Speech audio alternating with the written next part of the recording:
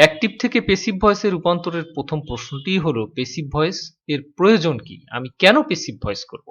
Passive voice আসলে কি?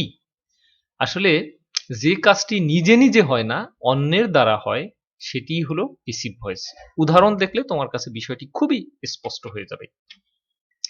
যদি বলি কলমটি চুরি করা হয়েছিল, কলমটি কি নিজে নিজে চুরি হতে পারে? পারে না।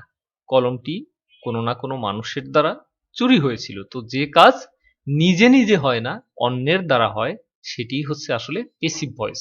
এ কারণেই আমাকে পেসিভ ভয়েস করতে হচ্ছে। আরেকটি উদাহরণ দেখা যাক। যেমন যদি বলি গাছটি ঝড়ের দ্বারা উপড়ে ফেলা হয়েছিল।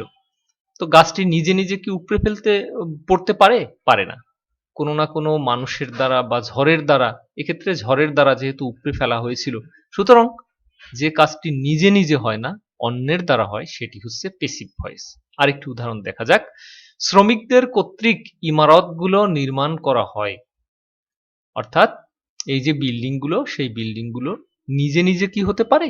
কখনোই নয়। সেই বিল্ডিংগুলো কোনো না কোনো মানুষের দ্বারা, শ্রমিকের দ্বারা নির্মাণ করা হয়েছে। কাজেই এটি নিজে নিজে হয়নি, সুতরাং এটি হচ্ছে পেসিভ ভয়েস।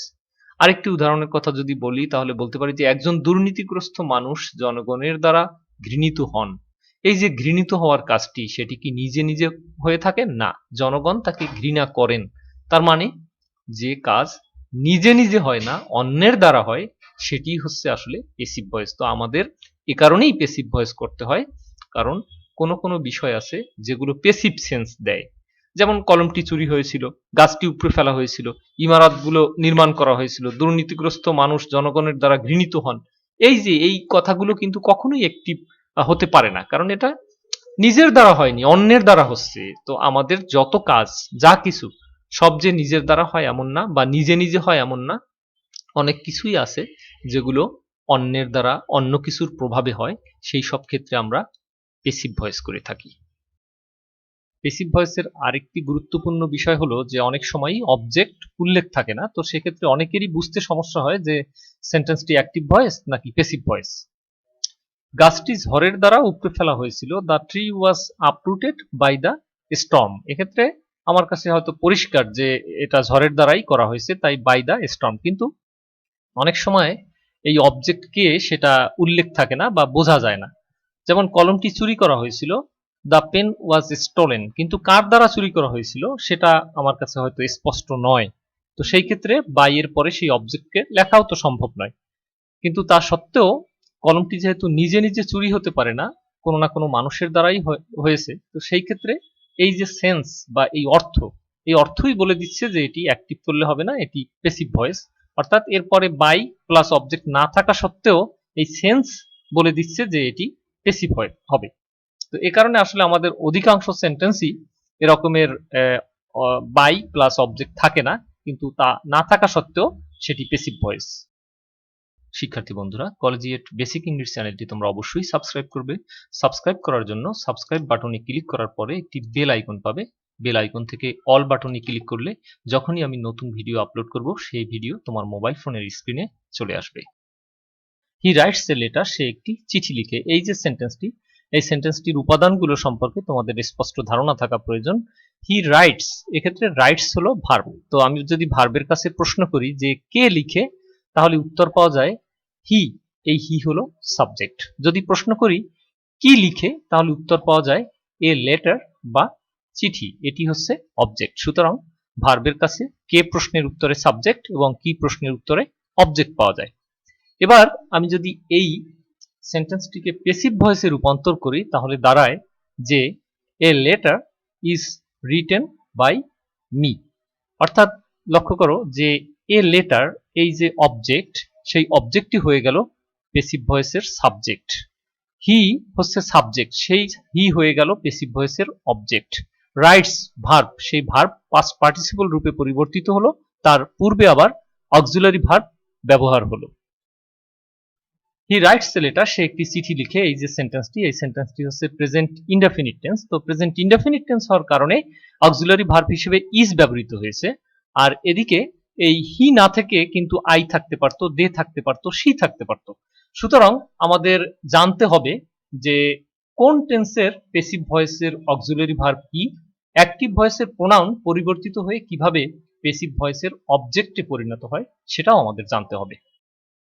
কখনো কখনো অ্যাক্টিভ ভয়েসের দুটি অবজেক্ট থাকে, যেমন এই সেন্টেন্সটি, হি টিচেস আস ইংলিশ, তিনি আমাদের ইংরেজি শিখান।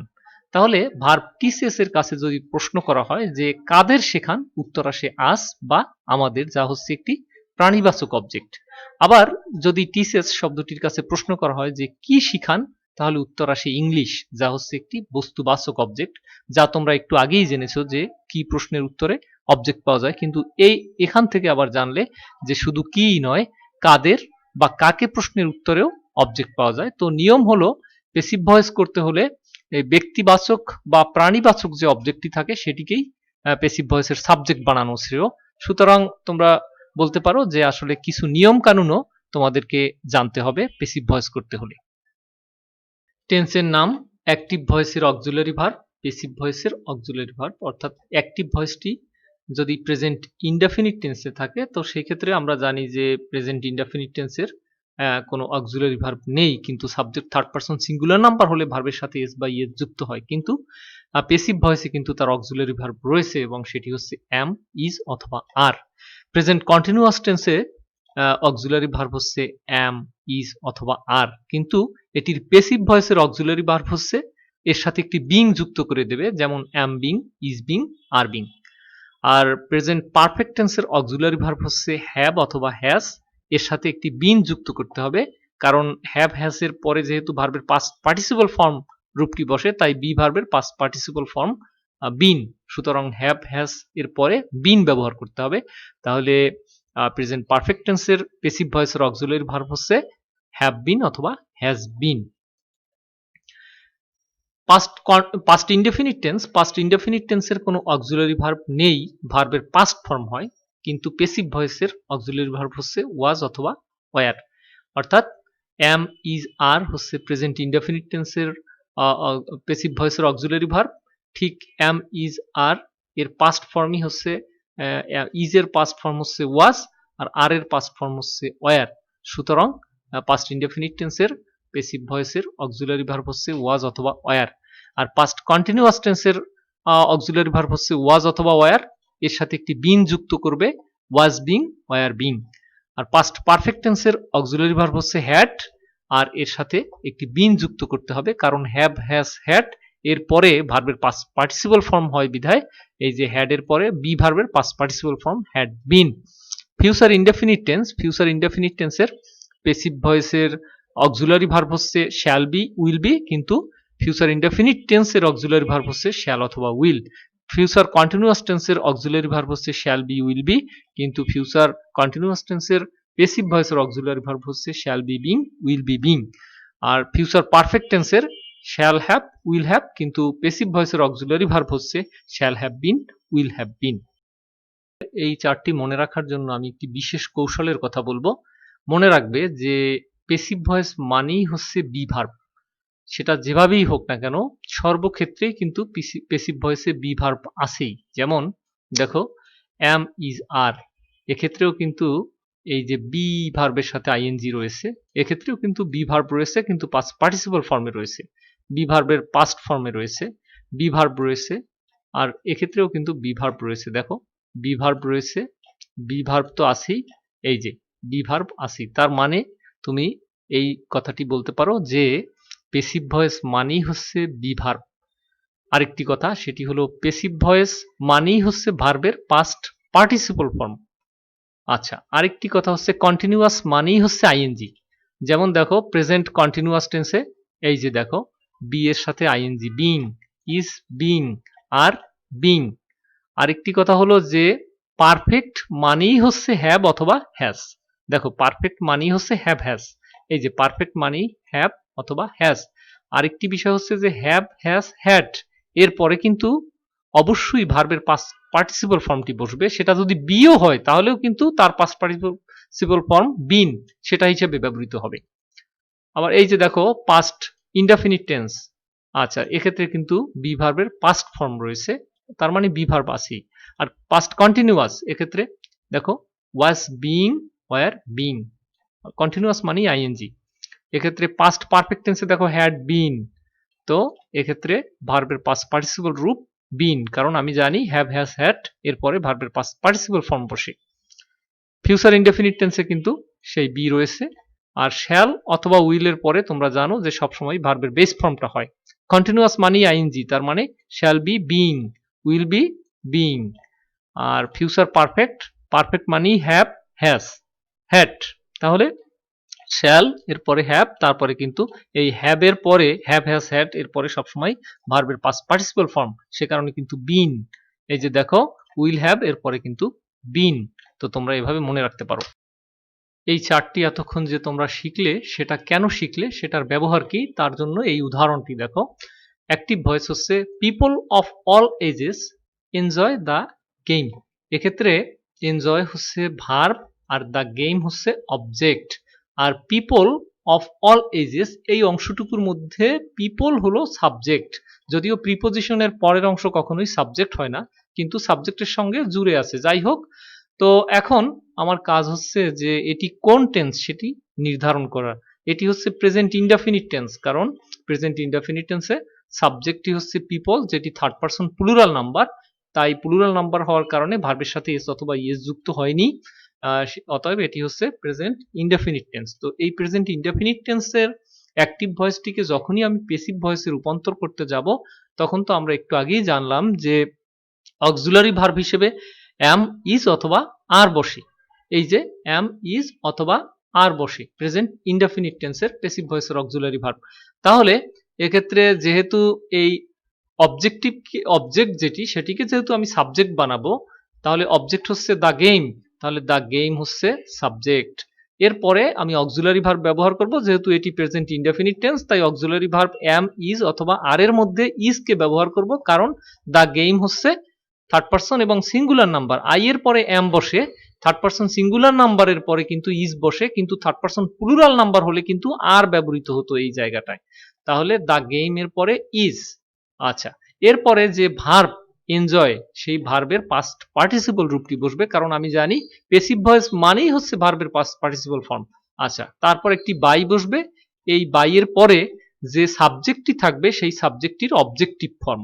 তাহলে অর্থাৎ যে সাবজেক্টটি থাকবে সেই সাবজেক্টটি আমি অবজেক্ট হিসেবে ব্যবহার করব।